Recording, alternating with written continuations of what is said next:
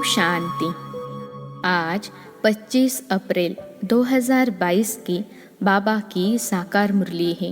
मुरली के महावाक्य हैं, मीठे बच्चे, पुरानी देह और देह के संबंधी जो एक दो को दुख देने वाले हैं, उन सबको भूल एक बाप को याद करो, श्रीमत पर चलो।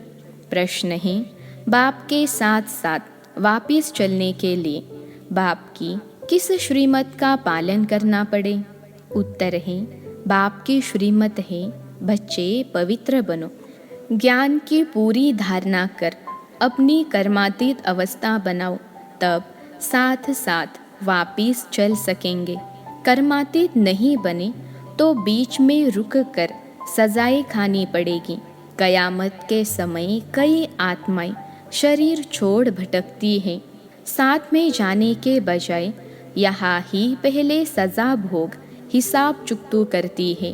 इसलिए बाप की श्रीमत है, बच्चे, सिर पर जो पापों का बोझा है, पुराने हिसाब किताब है, सब योग बल से भस्म करो।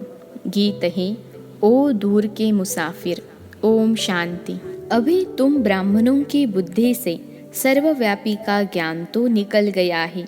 यह तो अच्छी रीति समझाया जाता है कि परमपिता परमात्मा प्रजापिता ब्रह्मा द्वारा नई रचना रचते हैं।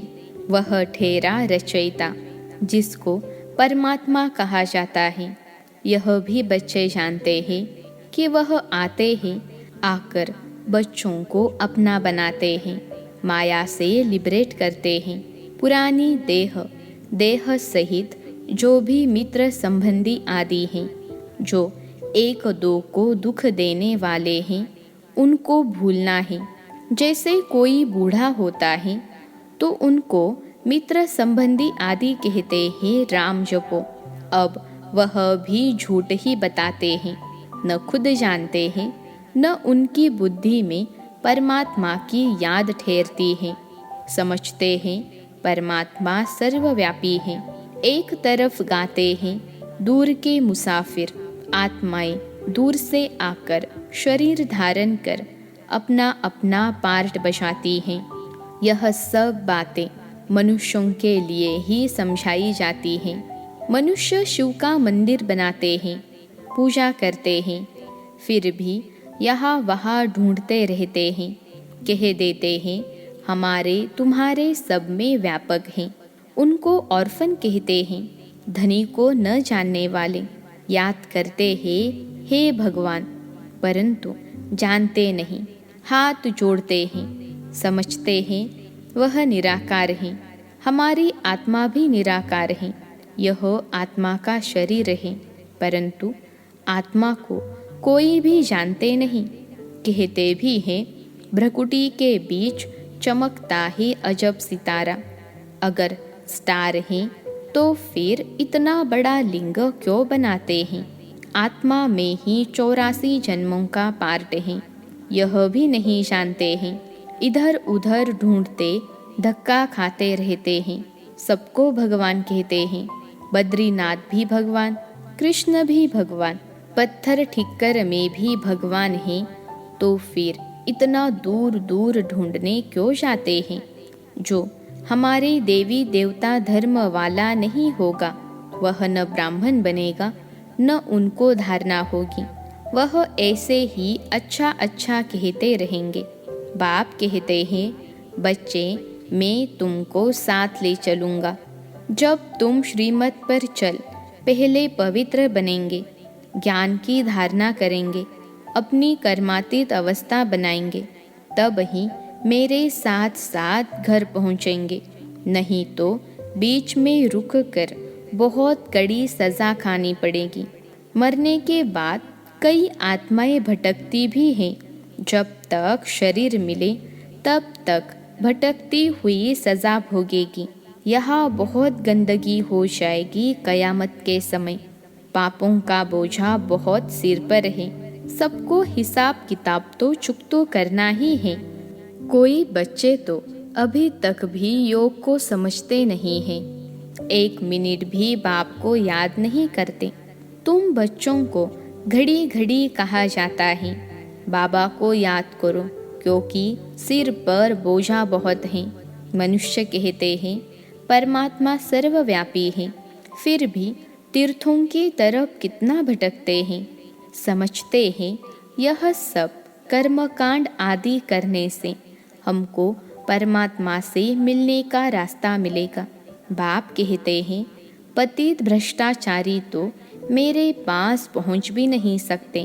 कहते हैं फलाना पार निर्वाण गया, परंतु यह गपोड़े मारते हैं, जाता कोई भी नहीं है। अभी तुम जानते हो भक्ति मार्ग में कितने धक्के खाते हैं। यह सब शास्त्र आदि पढ़ते पढ़ते मनुष्यों को गिरना ही है। बाप चढ़ाते हैं, रावण गिराते हैं। अब बाप समझाते हैं तुम मेरी मत पर चल, पवित्र बनेंगे और अच्छी तरह पढ़ेंगे तो स्वर्ग में चलेंगे, नहीं तो इतना ऊंच पद पा नहीं सकेंगे। प्रदर्शनी की कितनी सर्विस चलती है, अब यह सर्विस बढ़ती जाएगी। गांव गांव में जाएंगे। यह है नई इन्वेंशन, नई नई पॉइंट्स निकलती रहती हैं। जब तक जीना है तब तक सीखना ही है। तुम्हारी एम ऑब्जेक्ट है ही भविष्य के लिए। यह शरीर छोड़ेंगे तो तुम जाकर प्रिंस प्रिंसेस बनेंगे। स्वर्ग माना स्वर्ग, वहाँ नरक का नाम निशान भी नहीं। धरती भी उथल पाथल कर नई बन जाती है। यह मकान आदि सब खत्म हो जाते हैं। कहते हैं सोने की द्वारिका नीचे चली गई। नीचे कोई जाती नहीं है, यह तो चक्र चलता है। यह तीर्थ यात्रा आदि सब भक्ति मार्ग है। भक्ति है रात, जब भक्ति की रात पूरी होती है तो ब्रह्मा आते हैं दिन करने। द्वापर कलयुग है, ब्रह्मा की रात, फिर दिन होना चाहिए। तुम बच्चों में भी नंबरवार हैं। सब तो एक जैसा पढ़ न सकें, भिन्न भिन्न दर्जे हैं। प्रदर्शनी में देखो कितने आते हैं, 5-7 हजार रोज आते हैं, फिर निकलते कौन हैं? कोटों में कोई, कोई में भी कोई। लिखते हैं बाबा 3-4 निकले हैं जो रोज आते हैं। कोई 7 दिन का कोर्स भी उठाते हैं, फिर आते नहीं हैं। जो देवी देवता धर्म के होंगे वही यहाँ ठहरेंगे। साधारण गरीब ही निकलते हैं। साहूकार तो मुश्किल ही ठहरते हैं। बहुत मेहनत करनी पड़ती है। चिट्ठी भी लिखते हैं, ब्लड से भी लिख कर देते हैं। फिर चलते चलते माया खा जाती है। युद्ध चलती है तो रावण जीत लेता है। बाकी जो थोड़ा कुछ सुनते हैं वह प्रजा में चले जाते हैं। बाबा तो समझाते हैं श्रीमत पर चलना है। जैसे मम्मा बाबा और अनन्य बच्चे पुरुषार्थ कर रहे हैं। महारथियों के नाम तो लिए जाते हैं ना। पांडव सेना में कौन कौन है उनका भी नाम बाला है, तो कौरव सेना के भी मुख्य का नाम बाला है। यूरोप वासी यादवों के भी नाम हैं। अखबार में भी जो नामी ग्रामी हैं उनका नाम डालते हैं। उन सब की परमपिता परमात्मा के साथ विपरीत बुद्धि है। परमात्मा को जाने तब तो प्रीत रखें। यहाँ भी बच्चे प्रीत रख नहीं सकते, घड़ी घड़ी भूल जाते हैं, फिर पद भ्रष्ट हो पड़ता है। जितना बाप को याद करेंगे उतने विकर्म विनाश होंगे और पद ऊंचा मिलेगा। दूसरों को भी आप समान बनाना है, रहमदिल बनना है और अंधों की भी लाठी बनना है। कोई अंधे, कोई काने, कोई झुंझार होते हैं। यहाँ भी बच्चे नंबरवार हैं। ऐसे फिर साधारण प्रजा में नौकर चाकर जाकर बनेंगे। आगे चलकर तुम सब साक्षात्कार करेंगे।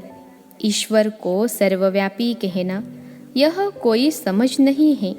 ईश्वर तो ज्ञान का सागर है, वही आकर तुम्हें ज्ञान दे रहे हैं, राजयोग भी सिखला रहे हैं। श्री कृष्ण की आत्मा जिसने अब 84 जन्म पूरे किए हैं, अब वह राजयोग सीख रहे हैं। कितनी गुह्य बातें हैं।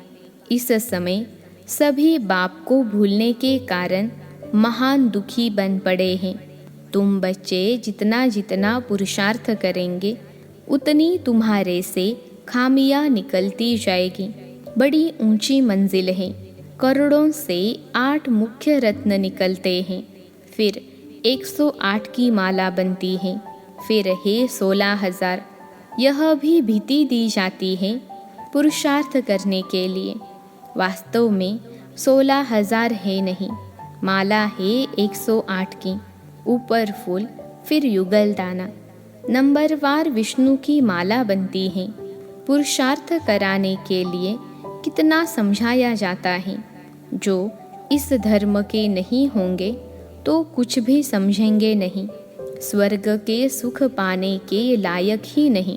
भल पुजारी बहुत हैं, वह भी आएंगे तो प्रजा में।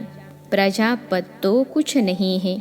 मम्मा बाबा कहते हो तो फॉलो कर। मम्मा बाबा के तख्त नशीन बनो। हार्ट फेल क्यों होते हो? स्कूल में कोई बच्चा कहे कि हम पास नहीं होंगे तो सब कहेंगे यह डल हेड है। सेंसिबल बच्चे बहुत अच्छा पढ़ते हैं और ऊंचे नंबर में आते हैं। तुम बच्चे प्रदर्शनी में बहुत अच्छी सर्विस कर सकते हो। बाबा से भी पूछ सकते हो, बाबा मैं सर्विस करने लायक हूँ। तो बाबा बतला सकता है कि बच्चे अभी तुमको बहुत कुछ सीखना है अथवा लायक बनना है। विद्वान आदि के सामने समझाने वाले भी होशियार चाहिए। पहले पहले तो यह निश्चय कराया जाता है कि भगवान आया हुआ है। बुलाते हो, दूर देश के रहने वाले आओ, हमको साथ ले चलो, क्योंकि हम बहुत दुखी हैं। सतयुग में तो इतने सब मनुष्य होंगे ही नहीं। सभी आत्माएं मुक्ति धाम में चली जाएगी, जिसके लिए दुनिया इतनी भक्ति करती है। बाप कहते हैं मैं सबको ले जाऊंगा। सेकंड में मुक्ति, जीवन मुक्ति निश्चय हुआ तो जीवन मुक्त बनेंगे। फिर जीवन मुक्ति में भी पद है, पुरुषार्थ करना है। जीवन मुक्ति में राजा रानी पद पाए। मम्मा बाबा महाराजा महारानी बनते हैं तो हम क्यों न पद पाए? पुरुषार्थ करने वाले छिप नहीं सकते। सारी राजधानी स्थापन हो रही है।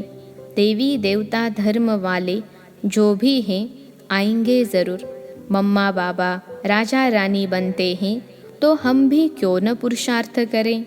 बाबा को बच्चे पत्र लिखते हैं, बाबा कभी कभी सेंटर पर आता हूँ, अब बच्चे की शादी करानी है। कोई ज्ञानी लड़का लेकर दो तो शादी करावे। बच्ची कहे हम शादी नहीं करेंगे, बहुत बच्चियाँ मार खाती हैं, अबलाओं पर अत्याचार होते हैं। बाबा लिखते हैं माँ बाप और बच्चे तीनों ही बाबा के पास आ जाओ तो बाबा समझाएंगे। आदरणीय पिताश्री लिखते हो तो आ जाओ।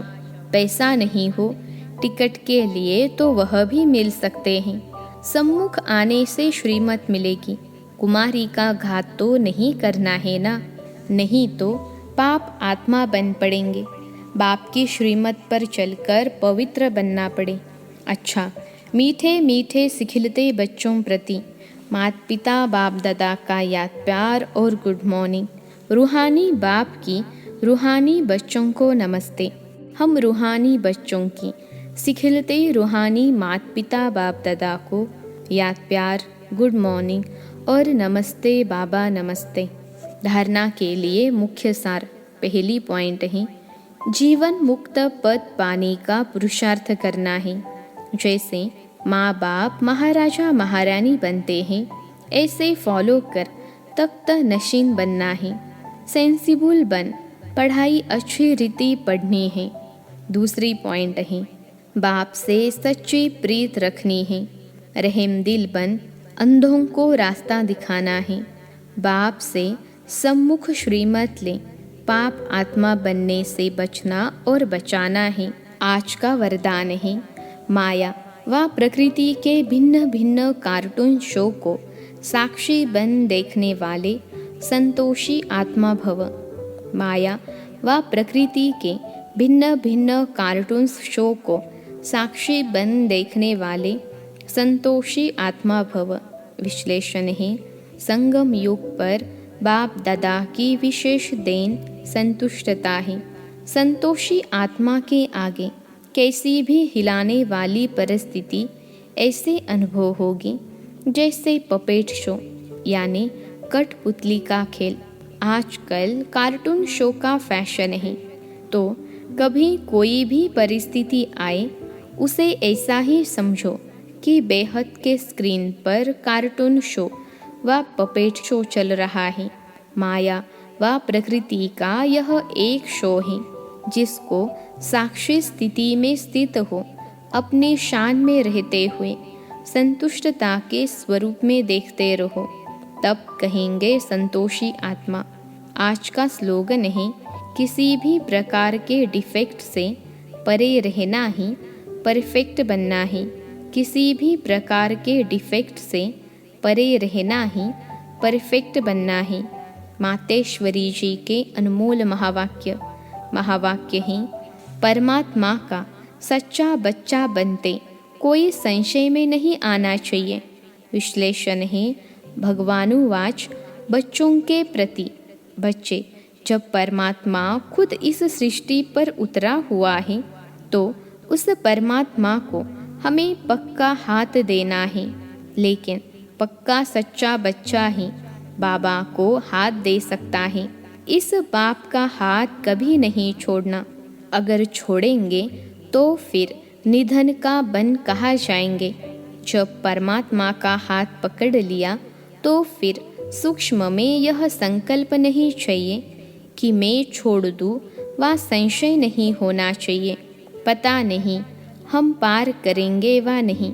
कोई ऐसे भी बच्चे होते हैं जो पिता को न पहचानने के कारण पिता के भी सामने पड़ते हैं और ऐसे भी कह देते हैं हमको कोई की भी परवाह नहीं है। अगर ऐसा ख्याल आया तो ऐसे न लायक बच्चे की संभाल पिता कैसे करेगा?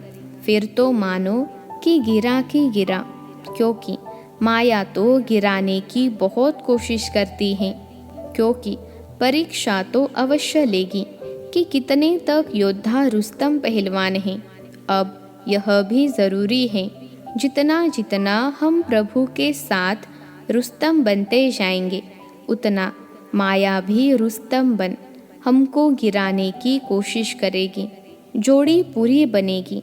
जितना प्रभु बलवान है तो माया भी उतनी बलवानी दिखलाएगी, परंतु अपने को तो पक्का निश्चय है आखिरीन भी परमात्मा महान बलवान है।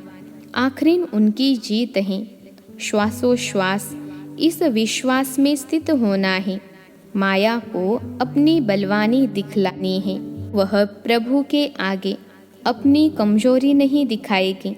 बस एक बारी भी कमजोर बना तो खलास हुआ। इसलिए भल माया अपना फोर्स दिखलाए, परंतु अपने को मायापति का हाथ नहीं छोड़ना है। वो हाथ पूरा पकड़ा तो मानो उनकी विजय है। जब परमात्मा हमारा मालिक है तो उनका हाथ छोड़ने का संकल्प नहीं आना चाहिए। अगर हाथ छोड़ा तो बड़ा मूर्ख ठहरा। इसलिए परमात्मा कहता है, बच्चे, जब मैं खुद समर्थ हूँ तो मेरे साथ होते तो तुम भी समर्थ अवश्य बनेंगे। समझा बच्चे? अच्छा, ओम शांति।